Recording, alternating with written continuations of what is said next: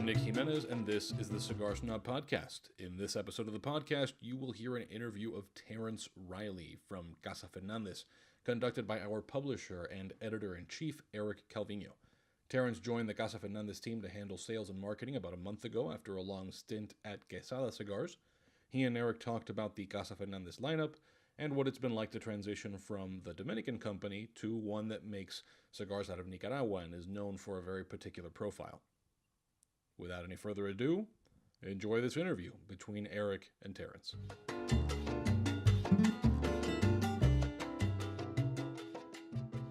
All right, so I'm sitting here with Terence Reilly. I have a hard time going with Terence, which is the formal name. I call him TJ. But Terence Reilly, the VP of Marketing and Sales.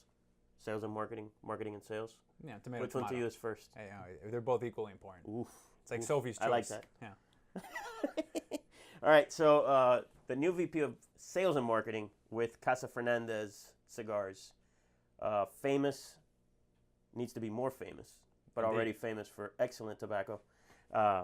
So they're growers of the famous Aganorsa leaf tobacco, right? So TJ, want to say a couple things?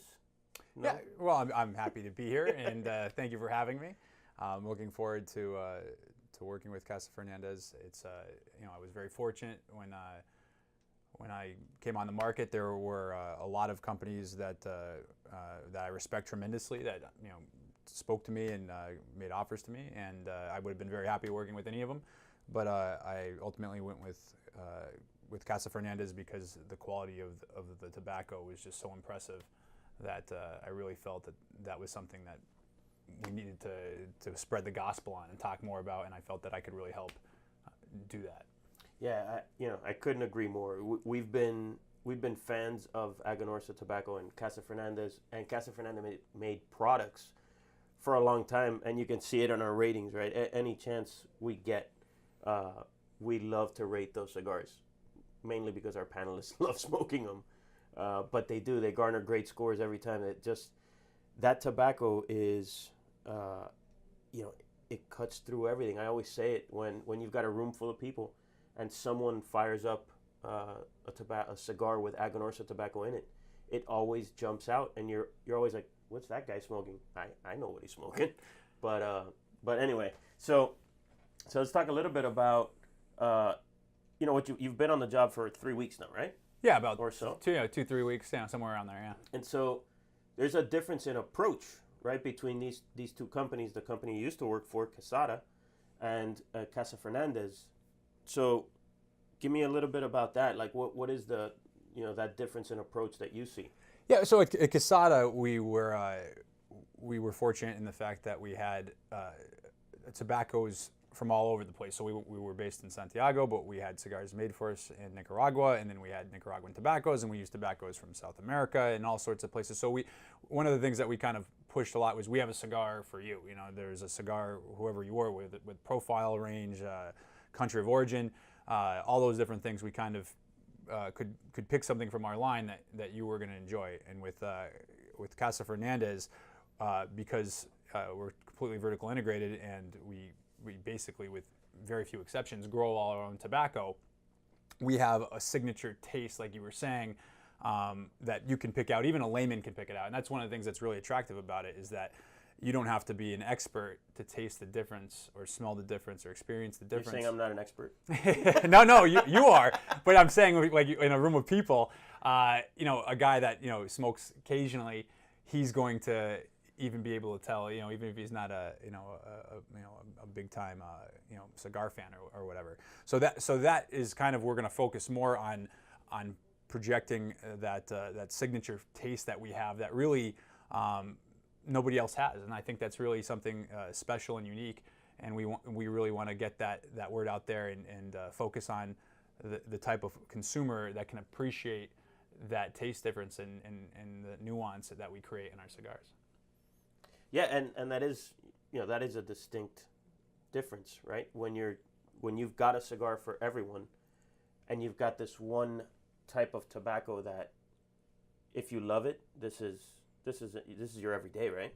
And the nice thing is, you've got, for the guy that loves this profile, you do have something in different ranges, but it always sort of follows the same highway, Sure. right? Like the same path, or Yeah. I don't know how you want to phrase that, but it's sort of you're always on that same line. You may go to the right lane or the left lane, but you're still on that path, Yeah, right? I always use the example of like with Scotch. So Speyside Scotch, you've got Macallan up there, you have Glenmorangie, you have you have Macallan and sherry cask, you have oak cask. So there's variation and there's difference, of course, but there's certainly less of a variation between them than compared to the heavily peated scotches and things like that are or bourbons where there's that's much more of a different taste profile. So yeah, we have a great selection, but yeah, there's that kind of signature flavor that permeates all of them in varying degrees. So that's really what I think is our focus is to kind of express that flavor profile in different ways. For a select group of clientele, really. I mean, we're not necessarily for everybody. We're for a certain smoker that really enjoys Nicaraguan tobacco with a clear Cuban influence and likes that profile. And if you're into other profiles, that's great as well, but you're probably not going to be into what we're doing. And so one of the first things you did on the job, so you were here maybe on the first week, you were in our office on the first week of the job. Yeah. And then you went down to Nicaragua. And now I'm back. You're going to get sick of me. You're back. Yeah, now we're already, okay. Any more visits from PJ, Yeah. we're going to be... I got banned until 2018. Yeah. But so one of your first orders of business was to go down there and meet the crew and sort of, get even more acclimated with the portfolio and the tobacco. How was that experience? It was amazing, really. So a couple of things is Nicaragua, especially Jalapa, Esteli. With Dominican Republic, it's an easier trip because you fly straight into Santiago and you're basically there. Santiago is a much bigger city and tobacco is a huge part of it, but there's other, with 1 million people, there's other industries and other things going on there. Very few people are going out to Esteli or Jalapa unless they're there for tobacco. So it's really a tobacco towns. And I got to meet our team there. We have a slew of Cuban agronomists and Cuban rollers and people that were fairly recently brought over from Cuba, and they spent basically their whole careers dealing with Cuban tobacco, and now they've been put in a situation where they have a lot more resources and a lot more to work with. And so using all that knowledge with a lot more resources, I think, is a really incredible thing to see how these guys had to really do with less, and now suddenly have the tools to really create the best tobacco that possibly can be made. So, let's kind of touch a little bit more on that, because you said with a heavy Cuban influence, or with a marked Cuban influence, and it's true.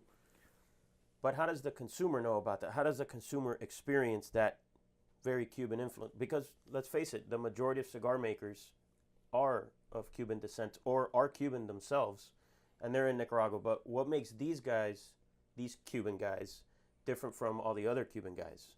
Well, I think what they're in the profile that they have in their mind is more Cuban. Again, as you said, there's a ton of Cubans in this industry. It's a Cuban industry, basically, at least at its heart. But many of them, left when they were children, left when they were young. A lot of them haven't dealt with Cuban tobacco in many years, if at all.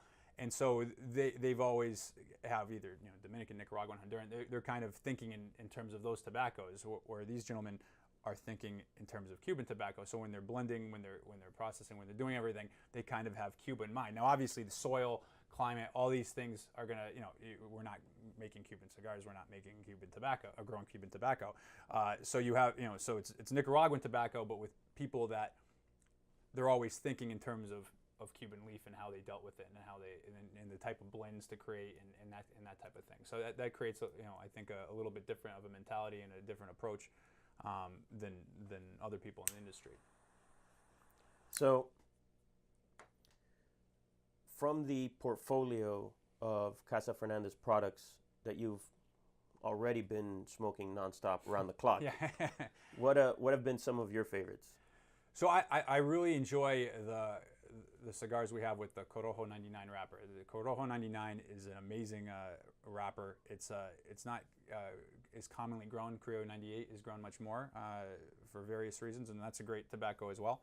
But Corojo 99, if you look at the leaf, the veins, they curve inwards, so they create aesthetically a more pleasing looking wrapper because there's less vein, affecting the look. The taste is really unique. That's where we get kind of our signature taste, I think. A great deal of it is from that Corojo 99. So the Aganorsa leaf Corojo, we have a cigar called Buena Cosecha, Sabor Aganorsa. Those cigars in the Corojo wrapper, to me, are my favorite because they speak to that taste most clearly. Now, again, in fact, as we speak, I'm smoking our Aganorsa leaf Maduro, which uses a San Andres wrapper, and that's an amazing cigar as well. It was, in fact, the Robusto size was rated very well recently, and and we also have Connecticut as well, which we get from Ecuador. So we use other wrappers, but I think to really get the taste that we have kind of a lock on is from that Corojo 99 wrapper. And so the Casa Fernandez Aganorsa leaf Maduro that you're smoking, yes, that's made in Miami, right? Yes, made in Miami. Yes. So that's a little bit of a different twist with Casa Fernandez in that they grow tobacco in Nicaragua, they roll in Nicaragua, Esteli, and Jalapa. Yes, sir. But then they also have a factory here in Miami. Yeah, so we're making cigars in 3 different locations in 2 countries. I think one, it's cool in Miami. It's in the United States, so we're producing a product that's made in America. And then obviously the bulk of production is in Nicaragua. But I think again that speaks to the quality of the tobacco, that we have 3 different locations, and that the cigars from all 3 are incredible because a lot of the magic happens prior to the tobacco arriving at the factory. So sure. They've been, wherever we're doing this, whether it's in Nicaragua or Miami, we're receiving this incredible product to work with. That's great. So what about, and maybe, I don't know if you want to get into this, but of the Casa Fernandez made products that are made for other companies that have a lot of acclaim, right? Sure. Like Viaje, Ilusión, Warped, El Huehuense. What are your favorites there? Yeah, I really, again, I'm thinking I think they're all amazing. I mean, I had the pleasure of spending some time with Dion from Ilusión, and to watch him work is incredible. I mean, this is not a guy that's like, oh, I'm a cigar maker, and he shows up and they put a band on the cigar now magically. And I mean, this is a guy that has incredible knowledge, that knows the farms, that knows the different primings, that goes and watches and will even correct people. Oh, you're putting the binder on too tight, or this is not the right priming for this blend. So that's an amazing thing to watch, and I was able to observe that, which I'm really fortunate for. And his palate is amazing. Yeah. I mean, a guy knows what he's doing. I mean, and then Nick. I mean, he spent all those years, buying tobacco with Drew, and again, that's just. And Nick, the Nick you're talking about is Nick Melillo from El Huehuense. Yes, Nick from Foundation Cigars. Foundation Cigars. Yeah, and the Wiseman Maduro and the Huehuense are both produced by us.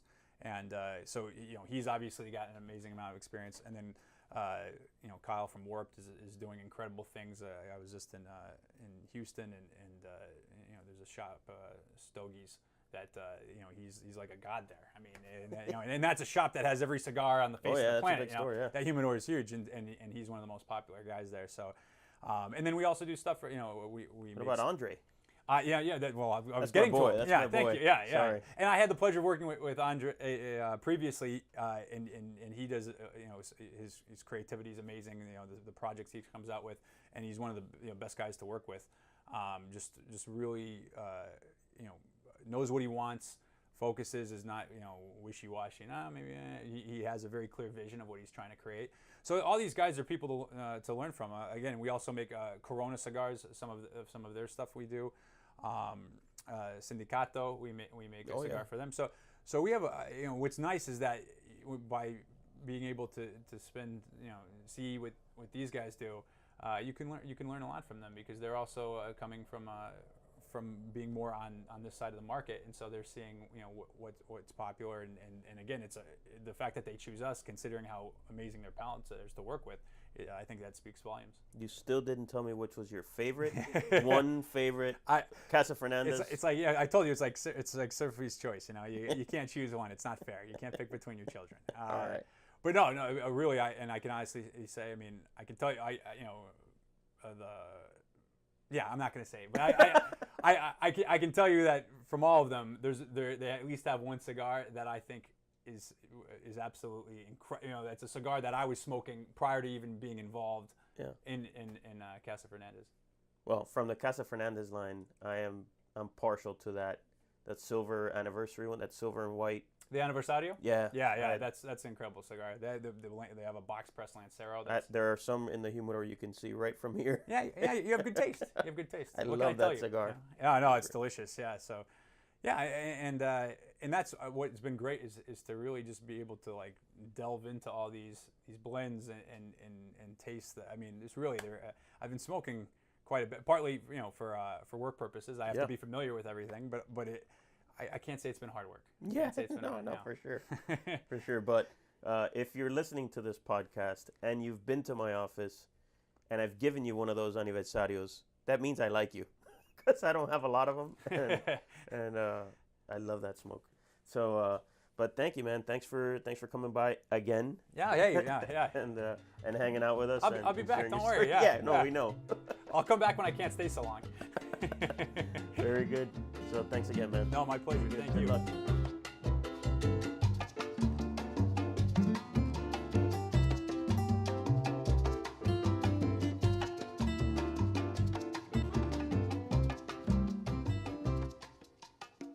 Thanks again for joining us on the Cigar Snob podcast. Remember to subscribe to us on SoundCloud, iTunes, and Google Play. Rate and review us while you're there. While you're at it, send any feedback that you might have, questions, comments, hate mail, whatever, to feedback@cigarsnobmag.com. That's feedback@cigarsnobmag.com. Thanks again. We'll see you next time. Actually, we won't see you or hear you, but you'll hear us, and, that's pretty good.